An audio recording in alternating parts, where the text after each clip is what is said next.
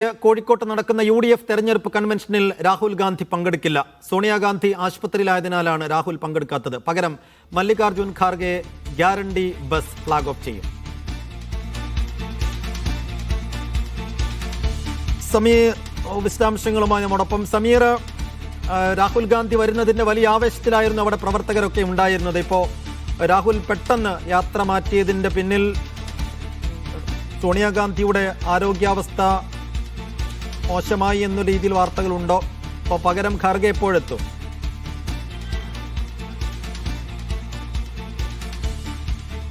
സൈഫു, രാഹുൽ ഗാന്ധിയെ സ്വീകരിക്കാൻ കോഴിക്കോട് കാത്തിരിക്കുകയായിരുന്നു. പക്ഷേ അതിനിടയിലാണ് സോണിയാഗാന്ധിയുടെ ആരോഗ്യനില വഷളാവുകയും തുടർന്ന് രാഹുൽ ഗാന്ധിയുടെ ഈ യാത്ര മാറ്റിവെക്കുകയും ചെയ്തത്. പകരം കോൺഗ്രസിന്റെ അധ്യക്ഷൻ മല്ലികാർജുൻ ഖാർഗെ ആയിരിക്കും ഇവിടെ എത്തുക. ഈ പരിപാടിയുടെ പ്രധാന ആകർഷണം അദ്ദേഹമായി മാറും. അതിനുള്ള ഒരുക്കങ്ങളൊക്കെ നമുക്കിപ്പോൾ കോഴിക്കോട് ബീച്ചിൽ കാണാനാവുന്നുണ്ട്.